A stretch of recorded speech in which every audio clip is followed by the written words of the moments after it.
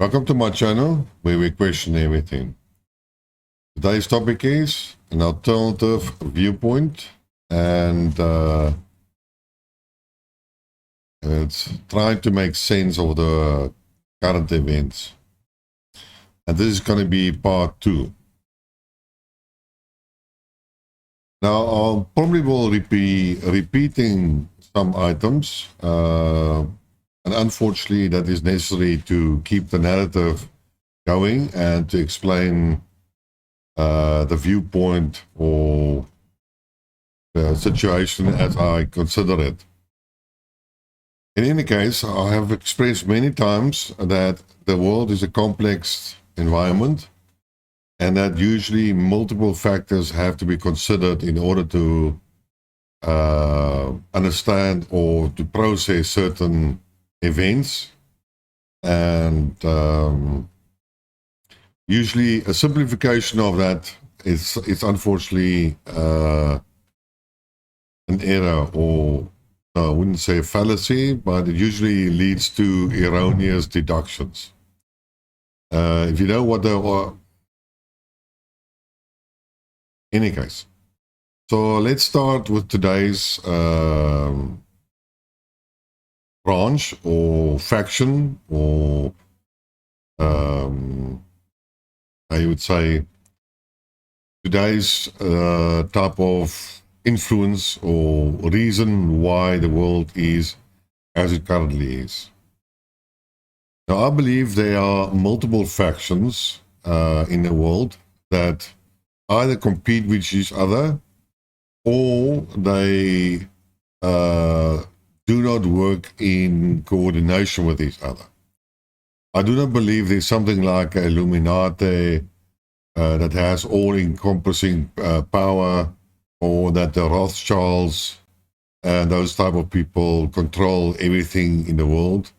For that, the world is too big, too many players, too many egos, too many rich people, too many people that have influence, and we have a diversity of countries and culture and economic models and political systems, etc., etc.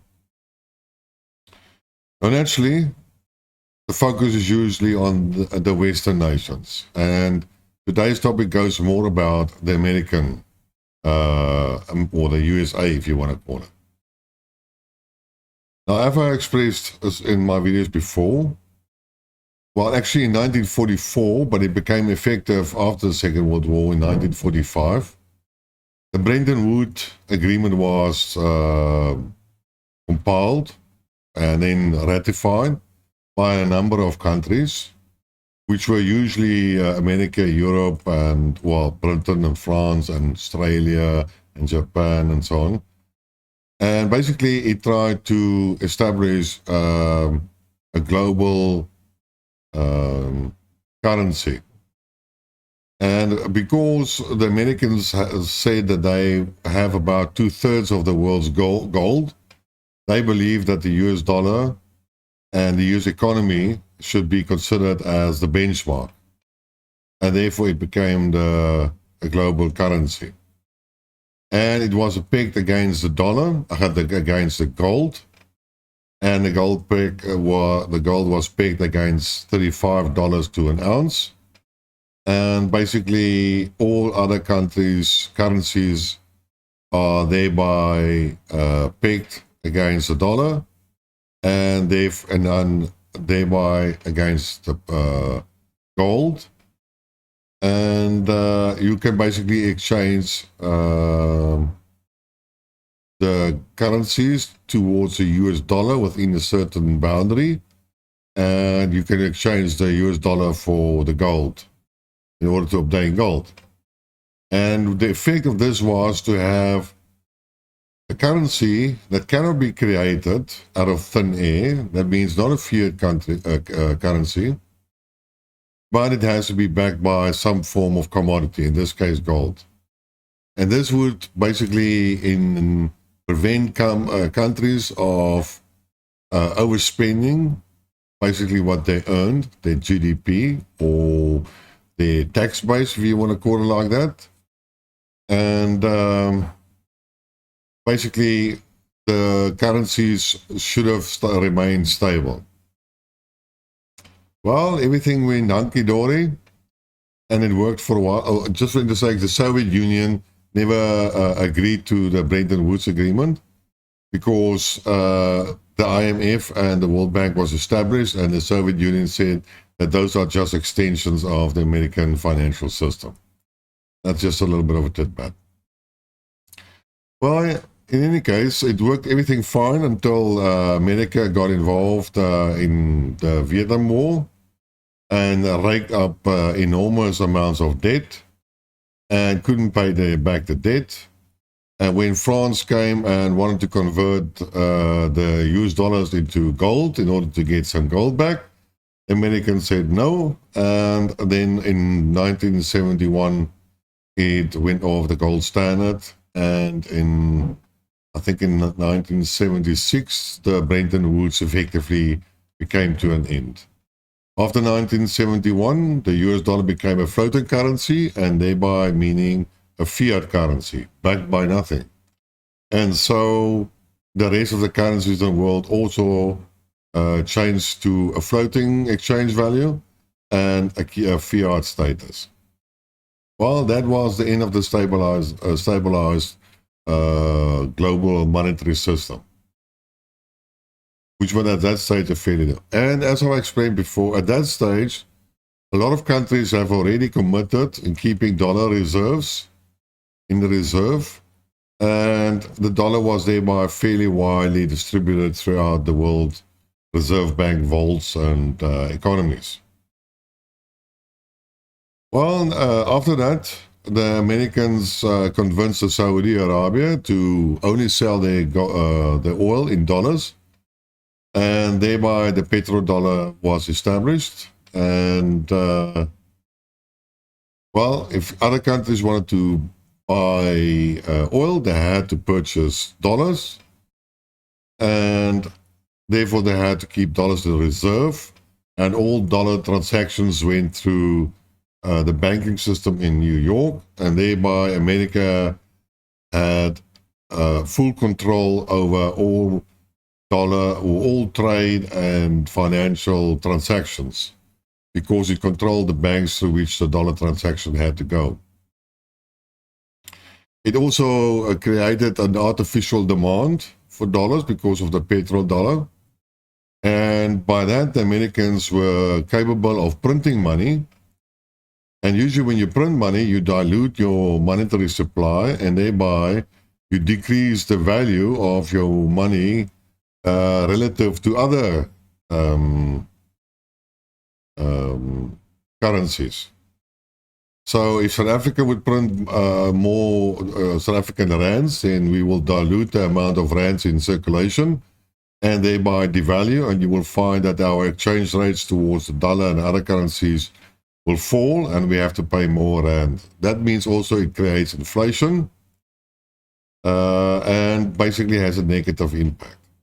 But because the Americans were in this financial privileged position of having a artificial demand for petrodollars, the Americans could print dollars without the ensuing inflation and devaluation.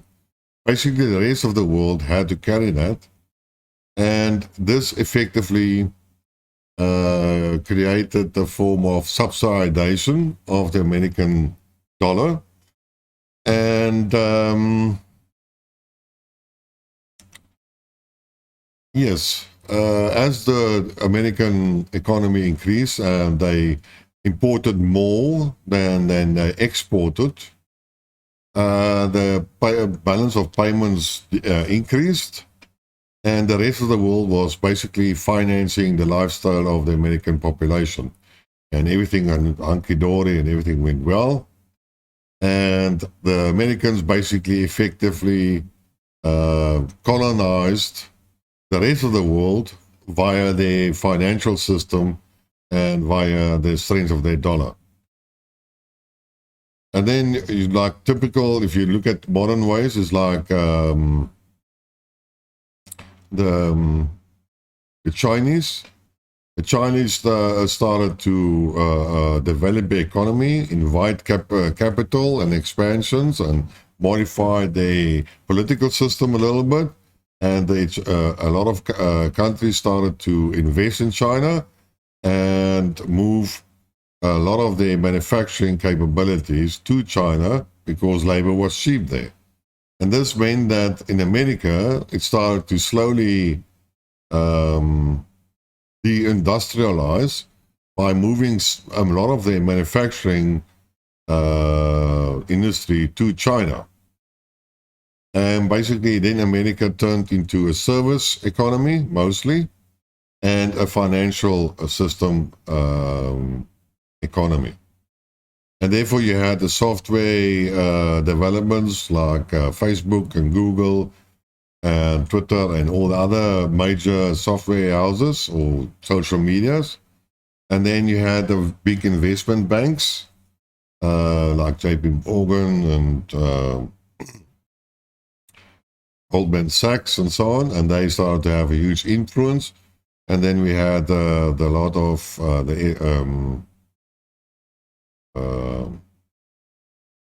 Fitch and Standard & Poor and rating agencies, and we had a lot of insurance companies, and together with the financial system in London as well, which had a lot less legislation or strict legislation than in America. They started to control the financial system in the world. And this is basically being, like I said, enslaving the rest of the world by utilizing the cheap labor in Eastern countries and Africa and so on, and exploiting effectively South America and other countries with their natural resources. And that went on for a fairly a good time, a couple of years and so on. And unfortunately, with the dissolution of the Soviet Union, the Americans, as we know the narrative goes, decided that they won the Cold War and that they are now the masters of the world. And they went on hegemonic type of spree, but not, they already conquered the world. It's not that they did it, but they started to, all the countries that went against their financial system and was a threat to the dollar and the oil and the petrodollar, like Saddam Hussein, Gaddafi from Libya, and Iraq, Iran, and Afghanistan was a different reason. And Syria was also a different reason. Syria was more a threat to Israel, which is a huge ally of America. And Israel has a big influence in America. And therefore, because I always get confused, Hamas or Hezbollah? I think it's Hezbollah. Yes, the Syrian government supported Hezbollah and thereby became a threat to Israel. And that's why the Syrian conflict, the so-called civil war, which is a lie, it was never a civil war. Well, it was never a peaceful demonstration. Because in the first week, I think there were about 21 police officers killed. Now, if the crowds are peaceful, demonstrators killed policemen on that amount of people, then that's not a peaceful demonstrations. But we know it's all been instigated by the Americans and the Israelis as well. And then later on we had, I'm deviating, about ISIS and so on.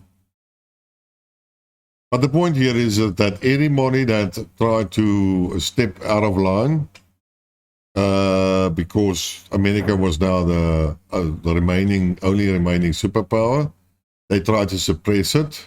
You can look at Venezuela as well. Venezuela didn't want to do what the Americans wanted, and that is the Americans wanted their mineral or their oil wealth and get control of that, and that's not what happened. And there was a socialist government, and they still continued with Cuba. And basically, they enforced every other country. And then, unfortunately, we got to 2021, 2022, and the hubris of the Americans, without realizing the rise of Russia, without understanding it, without really comprehending, or I don't know why they didn't know. They should have known it, because Russia has assisted Assad in Syria and played a huge role in defeating ISIS and helping Assad to gain control over Syria. And they have showed a lot of their modern weapons to the world and their effectiveness. So America should have noticed that the Russians have undergone a huge military weapon modernization program. And basically, it could stand up to America. So unless America still thought that it was a superpower and that it could militarily defeat any other nation, then you could understand why they acted as they acted. But they should have known that any conflict with either Russia, and they also started to notice China, would have serious consequences and risk, and maybe that wasn't worth it. But still, after 2014, the coup in Ukraine, and the subsequent 8 years of training Ukraine, and the rhetoric of Ukraine of wanting to have nuclear weapons and joining NATO, and everybody should have known that was a red flag for the Russians. And although the Russians didn't react in 2014, except for Crimea, again, simple studies or think tanks, as they are called in America, should have noticed that the Russian economy has greatly improved, and that a lot of the stuff that Russia lacked in 2014, like importing food from Europe, basically has been resolved, and that Russia could have started to export food. Never mind all the other stuff. It started to export grain as food and became one of the biggest exporter of grain and fertilizers. So the signs were obvious there. So I don't know why it was ignored. They should have understood that if they apply sanctions against Russia, which were planned a long time before February 24, they were already talking in 2021 about that. So again, they should have had the necessary information. And we always hear about think tanks, and advisors. And I cannot believe that anybody would have been that stupid. Well, Europe has basically cut himself off from the important Russian energy, and that would have a fairly serious influence on the input cost, and it made them sort of uncompetitive. And this would mean that Germany would industrialize, and there was even talk that 1 in 4 of the big companies in Germany was planning to go to America, because America still has energy. But later on, I actually read in articles that Europe is going to increase the production facility in China and not in America. So as you can see, there's a lot of double talk. The one guy writes an article that's this, one guy writes an article that is that, and etc., etc. I don't know what to believe anymore. In any case, gas prices has come down significantly, and currently it is on $78 for, I think, euro or dollars for a megawatt. Yes, the price was initially between 10 and 25, let's call it euros per megawatt. It is now 78 euros per megawatt. But it was at the stage more than 200. So this cutting off of from Russian energy seems to me now it's not solved, but it has been, the pressure has been alleviated a little bit. Norway has increased their gas production to or delivery to Europe. America has improved the delivery of LNG to Europe. And we have a fairly warm winter as far as I understand it. So gas use is not that much. Then we have also a steady decline in oil prices. Oil is falling in price.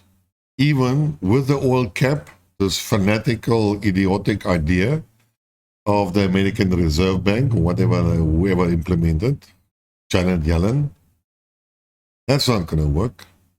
The European gas cap on gas is at 182 euros per megawatt, so 78 is like less than 50% of that, or like 42%. So, it doesn't look that bad. But, before I actually go that, I would actually show you that this is a graph of the German stock market for the last year. And as you can see, at the beginning of the year, it was fairly high at 16,000. And then it slowly went downwards and downwards. And then we had this narrative about the gas prices. And now it has slowly increased again. And we're now sitting on 14 and, well, more than 14 and a half, the index.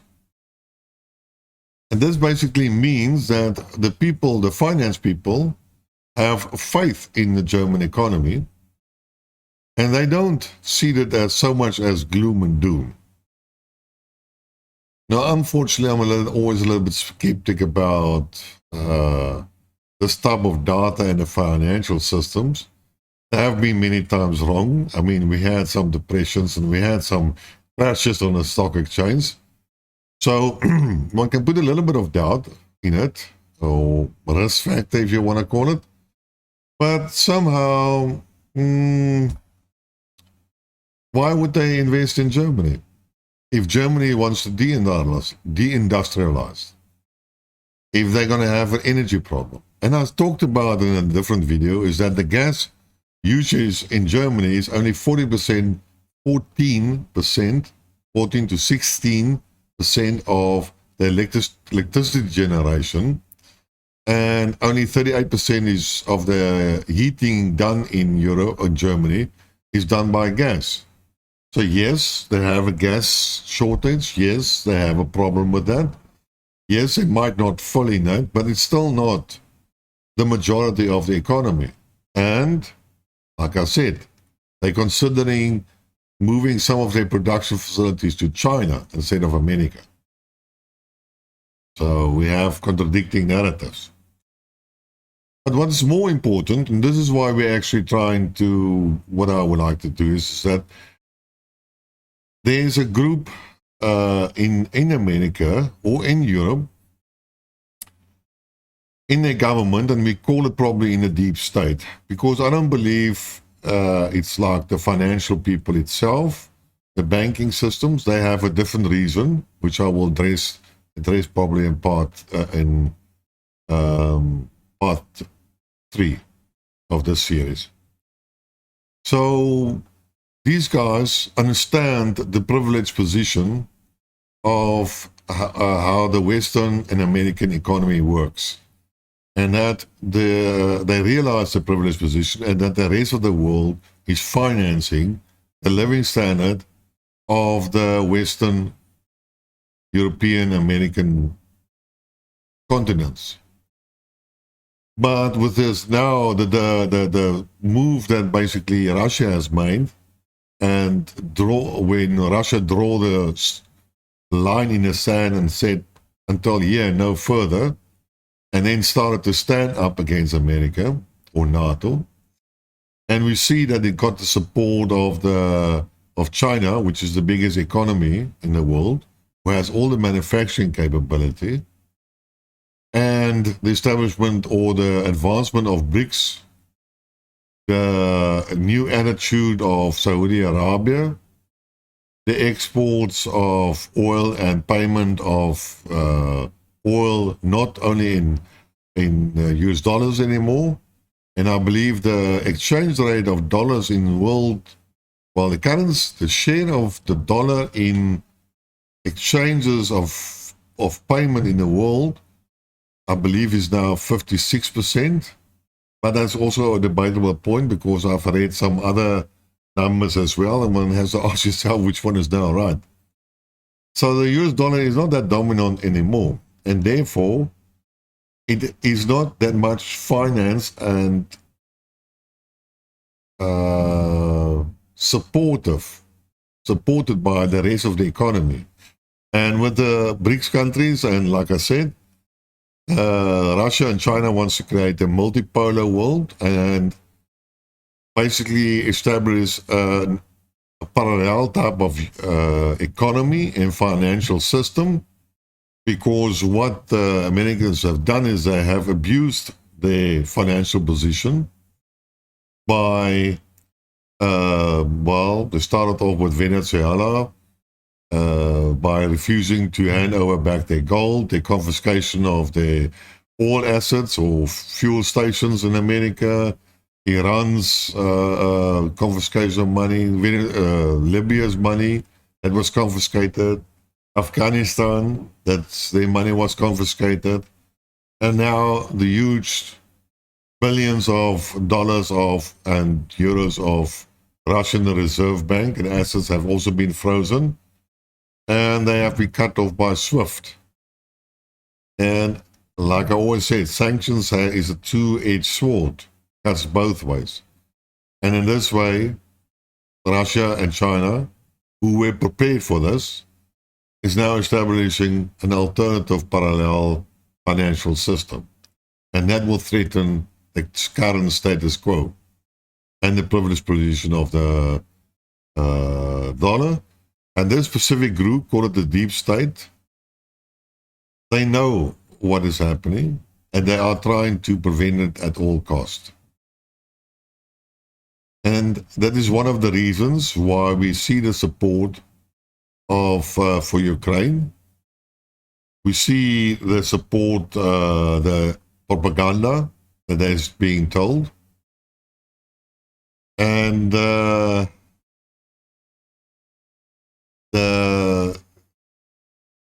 trouble that America tries to create with Taiwan and China and South Korea and North Korea, and the mobilization of Japan and even Germany, the two pacified countries. And, well, yes, that's about the one branch, the one faction in America that is trying to prevent the current change in the new world order, the multipolar world. And that is why Ukraine is so important to them. They do recognize from their financial positions that the influence, like I said, in Germany might not that be bad. And if it's necessary, they will probably support Europe financially in order to maintain their support and in order to sustain all the privileged position of the US dollar and the capability of printing money or printing dollars without experiencing the necessary consequences. This is the story for today. If you like what you heard, please subscribe, tell your friends, spread the word. And look out for part 3. Until next time. Cheers.